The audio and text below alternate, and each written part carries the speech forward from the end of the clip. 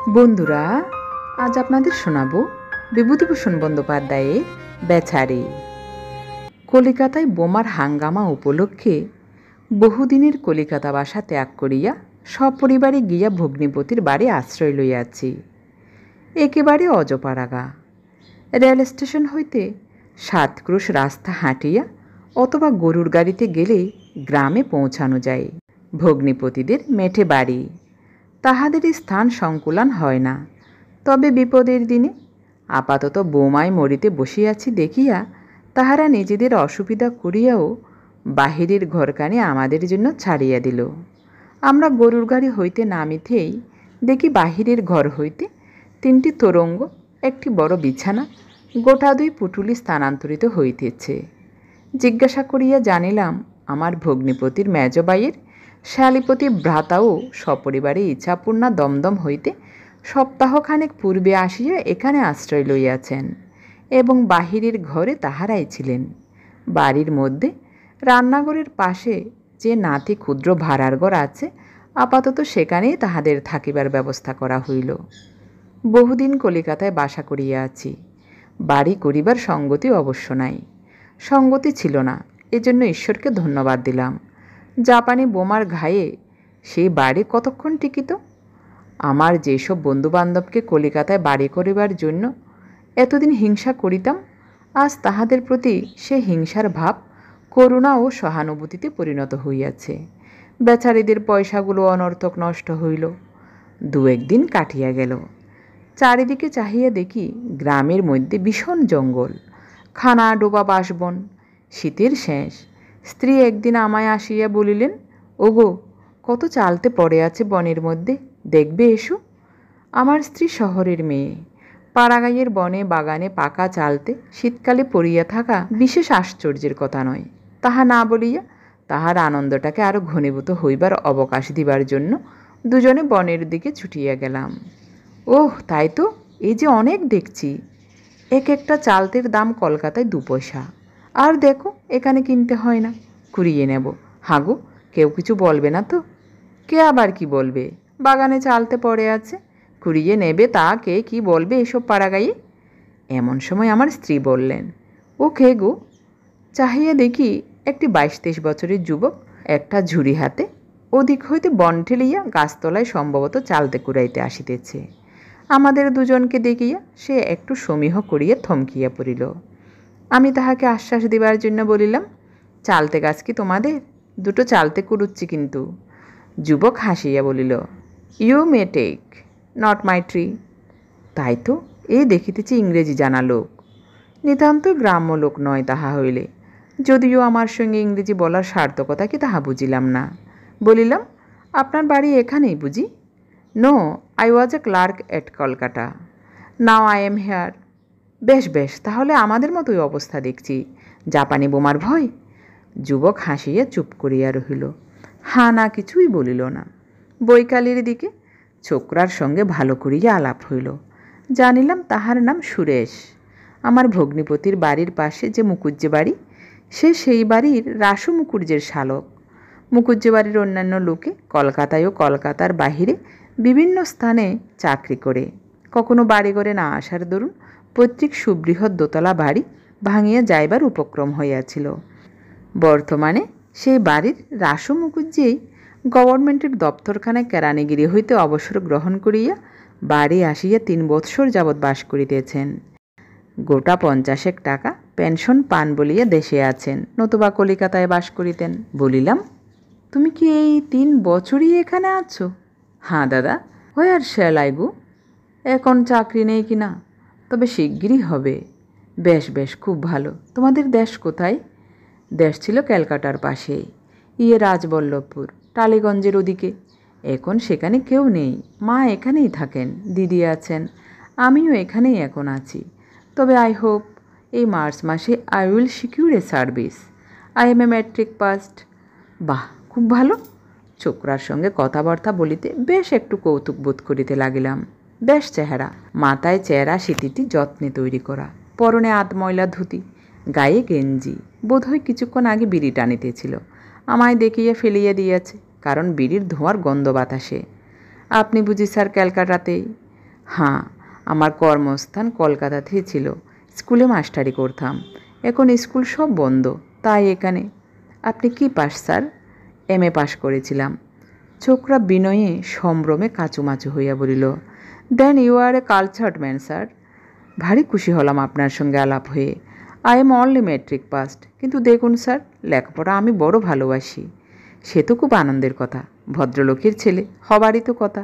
প্র্যান্টিস সাহেব দাদাবাবুদের বড় সাহেব। একদিন দাদাবাবুদের আপিসে গিয়ে চুপ করে বসে আছি। প্র্যান্টিস সাহেব যাচ্ছে বারান্দা দিয়ে। জানেন তো স্যার, প্র্যান্টিস সাহেব chief secretary to the government of Bengal. কি চেহারা! গটমট করে যাচ্ছে কি! সাহেব বাচ্চা। দাদাবাবুর ঘরের সামনে দিয়ে গেল একেবারে। দেখেছেন প্র্যান্টিস সাহেবকে দাদা? না। মস্ত লোক প্র্যান্টিস সাহেব। দেখুন কত বড় বড় লোকের সঙ্গে মিশে এসেছি। এখন এই পাড়া গায়ে যত সব আনকালচার্ড লোকের সঙ্গে মেশা। I do not like it. যদিও বুঝলাম না সে প্র্যান্টিস সাহেবের সঙ্গে মেলামেশা কীভাবে এবং কখন করিল, তবুও ঘাড় নাড়িয়ে সায় দিয়া বলিলাম, ঠিক কথা, ঠিক কথা। বাড়িতে আসিয়া স্ত্রীর কাছে সব বলিলাম। স্ত্রী বলিলেন, আহা, ছোকরাটি ভালো। এখানে ভগ্নিপতির বাড়ি পড়ে আছে কেন? অল্প বয়স, চাকরি করে না কেন? বেকারের সংখ্যা তো জানো না দেশের? কত বিএ এমএ ফে ফে করছে এই বাজারে। ও তো সামান্য মেট্রিক, ওকে চাকরি দিচ্ছে কে? দিন কতক কাটিয়া গেল। একটি জিনিস খুব কৌতূহলের সহিত লক্ষ্য করিলাম। পাড়া গাঁয়ে লোকে সময় কী করিয়া কাটায়। এসব নির্জন পল্লী গ্রামে সময় কাটানো যে কত কষ্টকর, তা যাহার অভিজ্ঞতা নাই তিনি বুঝিবেন না। কলিকাতা হইতে আসিয়া নিতান্তই কষ্টে পড়িয়াছিলাম। অথচ দেখিলাম পেনশনপ্রাপ্ত রাসু মুখুজ্জে সকালে উঠিয়া একখানা নহাতি কাপড় পরিয়া চণ্ডীমণ্ডপের সম্মুখস্থ জঙ্গল পরিষ্কার করিতেছেন। মানকচুর চারা এখান হইতে ওখানে পুঁতিতেছেন।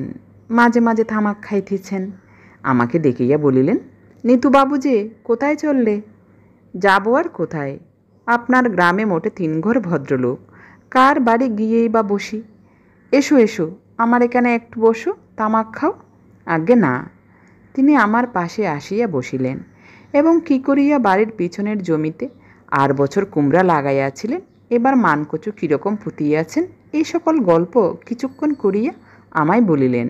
চা খাবে ও সুরেশ? রাসু মুখুজ্জের শ্যালক আসিয়া দাঁড়াইল। তাহাকে দুজনের চা আনিতে বলিয়া আমায় বলিলেন, এই গ্রামে ধরো 25 বছর ধরে এসে আজ 3 বছর বাস করছি। তা আছি বেশ, ঝঞ্ঝাট নেই, খাঁটি দুধটুকু বাড়ির গরুর। পল্লীগ্রামের সুখ সুবিধার নানারূপ গল্প করিতে করিতে চা আসিয়া গেল। ছোকরা চা দিয়া বলিল, গুড় আর চিনি নেই, দিদি বলে দিলে। রাসু মুখুজ্জে কর্কশ কণ্ঠে বলিলেন, নেই, তা নিয়ে এসো গেনা বাজার থেকে। আমায় বলতে এসেছেন চিনি নেই? যাও বাজার থেকে এনে রাখো। তোমার দিদির কাছ থেকে পয়সা নাও গে, যাও। কুড়মি আমি একেবারে পছন্দ করতে পারিনি। ছোকরা মুখ কাঁচোমাচো করিয়া চলিয়া গেল এবং অল্পক্ষণ পরেই 2টি তেলের ভাত আর একটি ছোট থলের প্যাকেট লইয়া আমাদের সামনে দিয়াই বোধহয় বাজারেই চলিল। বেলা প্রায় 10টা বাজে। নেউলের বাজার এখান হইতে যাতায়াতে 7 মাইল পথ। রাসু মুখুজ্জে যে তাহার শালাকটির উপর যথেষ্ট স্নেহশীল নহেন, তাহা এই ব্যাপার হইতে বুঝিতে পারিলাম। সন্ধ্যাবেলা দুধারে জঙ্গলাবৃত সরু পথে একটু পায়চারি করিতেছি। রাসু মুখুজ্জের শালক পিছন হইতে বলিল, স্যার, এই যে সুরেশ, খবর কি? ভালো লাগে না স্যার একটুও এখানে। আসুন কোথাও বসে গল্প করা যাক। আসুন আমার সঙ্গে। কিছু দূর গিয়া একটা চারিদিক খোলা চালাঘর। ছোকরা বলিল, এই হলো গাঁয়ের বারোয়ারি ঘর, অর্থাৎ টাউন হল। ও, দেখুন তো যত সব চাষার কাণ্ড। এমন গায়ে ভদ্রলোক থাকে? তা তো হলো, এখানে বসবে নাকি? কি পেতে বসবে এখানে? দাঁড়ান, নবীনের বাড়ি থেকে 2টো বিচুলি নিয়ে আসি। তাছাড়া আর কি পাতি বলুন? কিছুক্ষণ পরে ছোকরা বিছালি হাতে ফিরিয়া বলিল, একটু চায়ের বন্দোবস্ত করে এলাম। নবীনের বাড়ি বলে এলাম, এখুনি করে দিয়ে যাবে। ওরা যাতে কাপালি। আপনি যেন দাদাবাবুকে বলবেন না গিয়ে। দাদাবাবু বড় বখে। আচার বিচের কুপকি না, বড্ড গোড়া, ভেরি অর্থোডক্স। বলিলাম, ও। ছোকরা কিছুক্ষণ চুপ করিয়া বসিয়া হঠাৎ কোনো কথা মনে পড়িবার ধরনে বলিল, আমি অজ পাড়া গাইয়া আছি বটে, কিন্তু দাদা, বড় বড় লোকের সঙ্গে। আচ্ছা, আপনি লেগুরু মামবেদ সাহেবকে চিনতেন? আমি তাকে ক্যালকাটা পুলিশ ক্লাবে দেখেছি 7 হাতের মধ্যে। জেসি ল্যাম্বার্ট ইন্টেলিজেন্স ব্রাঞ্চের স্পেশাল অফিসার ছিলেন। ইদানিং ডিআইজির পার্সোনাল অ্যাসিস্ট্যান্ট হয়েছিলেন। 750 টাকা মাইনে। সবিস্ময়ে বলিলাম, বলো কি, 7 হাতের মধ্যে? পুলিশ ক্লাবে কী জন্য গিয়েছিলে? অতীত গৌরবের দিনের স্মৃতি মনে পড়াতে মানুষের মুখে যে আনন্দের রেখা ফুটিয়া উঠে, ছোকরার সারা মুখমণ্ডলে তাহা পরিস্ফুট হইতে দেখিলাম। সে স্বপ্নভরা চোখ আকাশের দিকে তুলিয়া বলিল, কুন্ডু অ্যান্ড সন্স ক্যাটারার ছিল পুলিশ ক্লাবের অ্যানুয়াল গ্যাদারিংয়ে। কুন্ডুদের বড় ছেলে হরিচরণ আমার বুজম ফ্রেন্ড কিনা, তারা একখানা করে কার্ড দিত। এত বড় কার্ড, সোনার জলে নাম লেখা। আমি 2 বার গিয়েছি। গ্র্যান্ড হোটেলে গ্যাদারিং হতো, আমি প্লেটে কেক দিতে গেলাম। আমায় হিউজেস বললে, no more thank you. Hughes সাহেব আবার কে? জোসেফ হিউজেস, ম্যাক আর্থার কোম্পানির বড় সাহেব। ওই যে ক্লাইভ স্ট্রিটে 5 তলা মস্ত বড় বিল্ডিং, 700 ক্লার্ক খাটে তার আন্ডারে। এই গোফ, চোখ দুটো দেখলে ভয় করে, বাঘের জাত। সে কিন্তু কেমন হেসে বললে, নো মোর থ্যাংক ইউ। আচ্ছা, ওরা এমনি খুব ভদ্রলোক, কি বলেন? নিশ্চয় নিশ্চয়ই। বাহ! ছোকরার কিন্তু আমার উত্তরের দিকে আদৌ মন ছিল না। সে অন্যমনস্কভাবে পূর্ববৎ স্বপ্নময় চোখে বলিয়া চলিয়াছে। একবার রামনগরের মহারাজা কাউন্সিল হাউস হইতে বাহির হইতেছেন। সে কোন বারান্দার দুয়ারে দাঁড়াইয়াছিল। একেবারে তাহার গা ঘেঁষিয়া মহারাজ চলিয়া যাইতেছেন। হঠাৎ মহারাজের হাতের সোনা বাঁধানো বেতের গুঁতো তাহার গায়ে সামান্যভাবে লাগিতেই খোদ মহারাজা স্বয়ং তাহার দিকে ফিরিয়া চাহিয়া বলিলেন, ও, আই এম সো সরি। আজও তাহার কানে কথাগুলি লাগিয়াছে। জিজ্ঞাসা করিলাম, সেখানে কী জন্যে গিয়েছিলে? বারে, দাদাবাবু তো সেখানেই টাইপিস্ট ছিলেন, দেখা করতে গিয়েছিলাম যে ওর সঙ্গে। বলিলাম, বাহ, তুমি তাহলে তো অনেক বড় বড় লোক দেখেছ। ছোকরা উৎসাহের সুরে বলিল, তা আপনার আশীর্বাদে স্যার, অনেক দেখেছি। আজই পড়ে আছে এই অজপাড়া গায়ে। I have seen many big people. সেই জন্য আমার ভালো লাগে না এসব জায়গা। এই সময় একটি বিধবা স্ত্রীলোক একখানা কাঁসার থালায় 2 পেয়ালা চা সাজাইয়া আনিয়া আমাকে দেখিয়া একটু সংকোচবোধ করিয়া দূরে দাঁড়াইয়া রহিল। ছোকরা বলিল, এসো না, দিয়ে যাও। ইনি পশুপতিবাবুর আত্মীয়, লজ্জা নেই, নিয়ে এসো। তবুও মেয়েটি না নড়াতে আমি বলিলাম, তুমি গিয়ে নিয়ে এসো। চা খাইতে খাইতে সুরেশ বলিল, আমার একটু ভালো লোকের সঙ্গে কথা বলবার ঝোঁক আছে চিরকাল। তাই এইসব জায়গায় আপনি কোথায় পাবেন বলুন? সব মুখ্য, no one is even matric passed. 2টো ভালো কথা বলি এমন মানুষ নেই। মন যেন কেমন হাঁপিয়ে উঠেছে। সময় কাটাও কি করে? বাড়ির কাজ করি, বাজারে যাই, নবীনদের বাড়ি এসে মাঝে মাঝে বসি। তা নবীন বরং ভালো, 2টো ভালো কথা শুনতে চাই। ওকে সেদিন বললাম, তোরা এখানে কেমন করে থাকিস? আমি দেখেছি কলকাতায় বড় বড় লোকের বাড়ি আলাদা নাইবার ঘর আছে, তাকে বাথরুম বলে, গরম জল ঠান্ডা জল।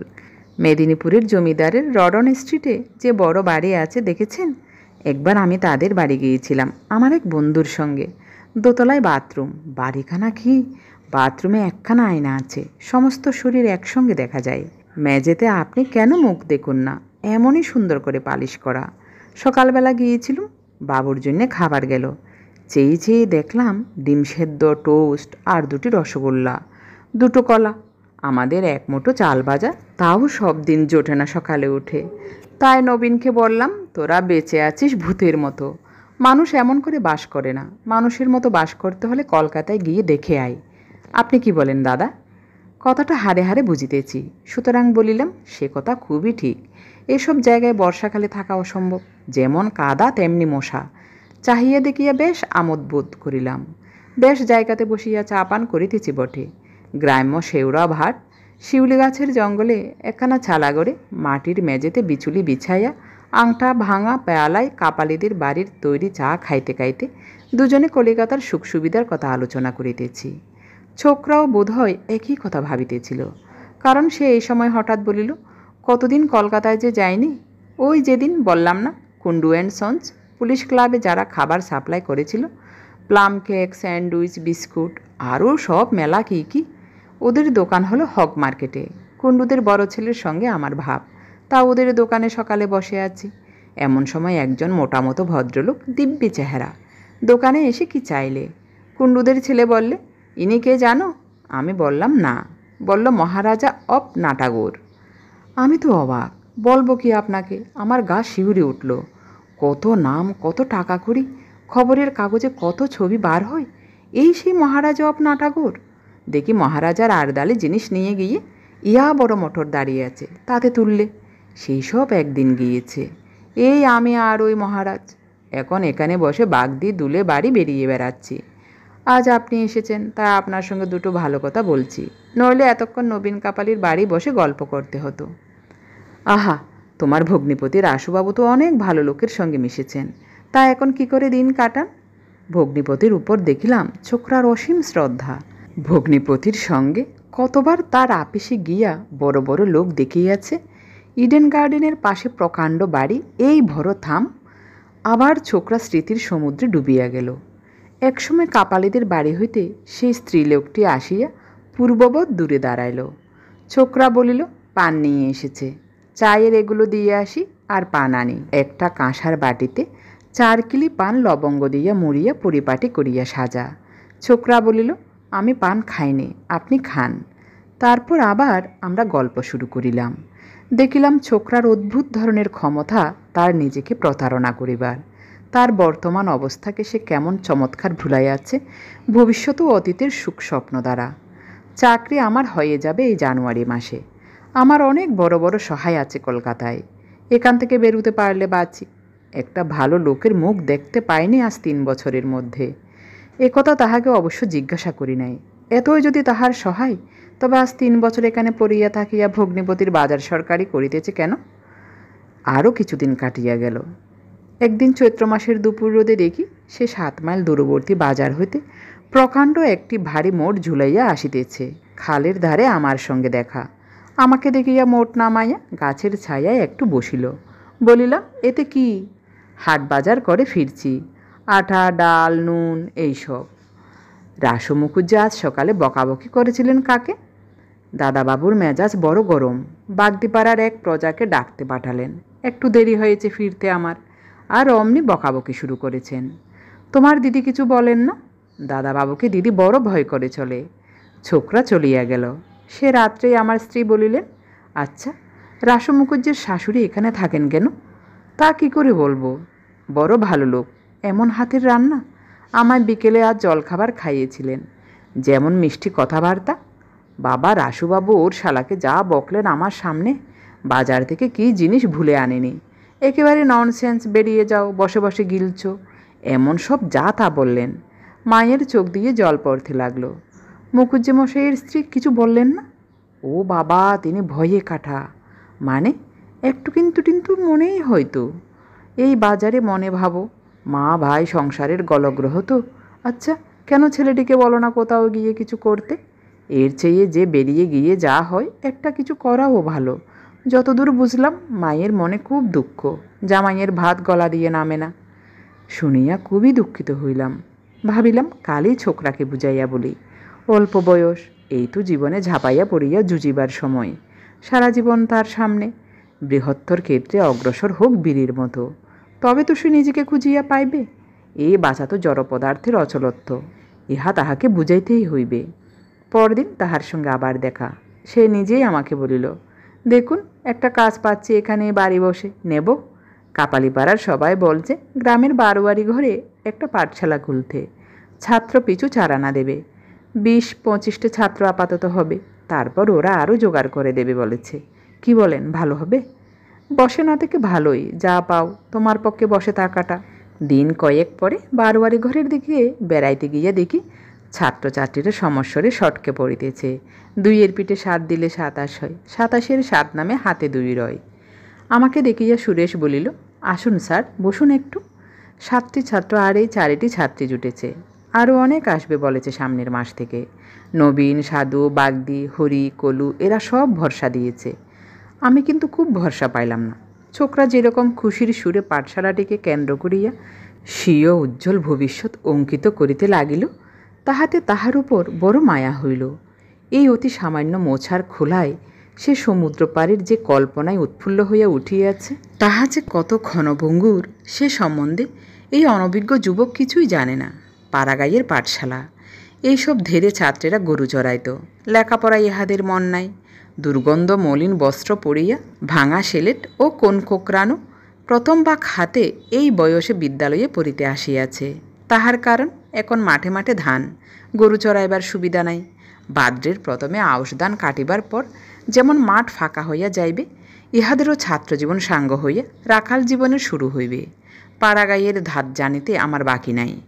সুরেশ আমার কাছে বসিয়া হাত নাড়িয়া বলিতে লাগিল, বিএ পাশ করে চাকরি করার চেয়ে এই ঢের ভালো। আপনি দেখুন হিসেব করে, এরা দেবে 4 আনা করে মাথা পিছু। 50টি ছাত্র হলেই 50 শিখে, অর্থাৎ 12.5 টাকা। তাছাড়া এরা ধানের সময় ধান দেবে, খেতে ডাল হলে ডাল দেবে। কলাটা মূলোটা বাড়ির খেয়ে এ যে কোনো চাকরির চেয়ে ভালো। আমি কেবল ভাবছি, আমি এতদিন করিনি কেন। রাসু মুখুজ্জে মশাই কি বলেন? তিনি বললেন, বাড়ি বসে না থেকে ও খুব ভালো। আচ্ছা, ইন্সপেক্টরের অফিসে লিখলে কিছু গ্রান্ট পাওয়া যাবে না? মর্গান সাহেবকে আমি ধরতে পারি গিয়ে। মর্গান সাহেবের সঙ্গে ডিপিআইয়ের খুব আলাপ। দাদাবাবুর মামাতো ভাই মর্গান সাহেবের অফিসে কাজ করে, তাকে দিয়ে ধরাতে পারি মর্গান সাহেবকে। কে মর্গান সাহেব? ক্যালকাটা ট্রেডিং কোম্পানির ম্যানেজার। নাম শুনেননি? মস্ত লোক। তুমি তাকে দেখেছ নাকি? ছোকরা আমার কাছে ঘেঁষিয়া বসিয়া উৎফুল্ল মুখে বলিল, আপনি বললে বিশ্বাস করবেন না, দাদাবাবুর মামাতো ভাই তো সেই অফিসে কাজ করেন। আমি একবার চিঠি নিয়ে গিয়েছিলাম তার কাছে। ঢুকতে বাঁ দিকের যে বড় ঘর, মাইকার পর্দা বসানো কাটা দরজা ঠেলুন, অমনি স্প্রিং লাগানো আছে, তখনই বন্ধ হয়ে যাবে। সেই ঘরে মর্গান সাহেব বসেন। আমি ফাঁক দিয়ে দেখি এমনি মোটা চুরুট খাচ্ছে। আচ্ছা, ওসব চুরুটের দাম কত? অনেক। আচ্ছা, তুমি স্কুল করো, আমি আসি বেরিয়ে। যাহা আশঙ্কা করিয়াছিলাম তাহাই ঘটিল। স্কুল উঠিয়া গেল 2 মাসের মধ্যে। যতদিন টিকিবে ভাবিয়াছিলাম ততদিনও টিকল না। একদিন দেখি সুরেশ বেলা 1টার সময় বাড়ির পাশের কাঁচকলার ঝুড়ে কোপ মারিয়া গাছ কাটিতেছে। বলিলাম, স্কুলে যাওনি? স্কুল উঠে গেল। সে কি, কেন? ছাত্র হলো না। 2 মাস দেখলাম, তারপর কেউ মাইনে দেয় না। ভূতের বেগার আর কতদিন খাটি বলুন? চাষার ছেলে, ওরা স্কুল কলেজের মর্ম কি বুঝবে বলুন দেখি? নিউটন বলেছেন, আমি সমুদ্রের ধারে নুড়ি কুড়িয়ে বেড়াচ্ছি। স্যার আইজাক নিউটন একজন কত বড় দরের সাহেব, ভাবুন তো। ওদের সেসব কথা বুঝিয়ে লাভ কি? মরুগ্গে, আমারও ভূতের বেগার না খেটে। রাসু মুখুজ্জে আমায় একদিন বলিলেন, ছোড়াটা একেবারে ওয়ার্থলেস, একটা কাজে পাঠাও, 3 ঘন্টা দেরি করে আসবে। ও হয়েছে আমার একটা বোঝা। একটা কিছু চাকুরিতে ঢুকিয়ে দিন না ওকে, এরকম বসিয়ে রেখেছি কি সাধে? মেট্রিক 3rd ডিভিশনে পাস। ওকে কোথায় ঢুকুই বলো তো? বিএ এমএ বাজারে, আমার ঘাড়েই যত। কেন, এখানেও তো খাটছে, হাটে বাজারে যাচ্ছে, জিনিসপত্র বয়ে আনছে। রাসু মুখুজ্জে অপ্রসন্ন মুখে বলিলেন, ওইটাই সবাই দেখে। আমি কি তবে অত বড় ছেলেকে বসিয়ে বসিয়ে খেতে দেব? আমার তো সেই অবস্থা নয়। আমি নিজে কত খাটি দেখো তো, সকাল থেকে সন্ধ্যা পর্যন্ত। সুতরাং ছোকরার আবার চাকরের জীবন শুরু হইল।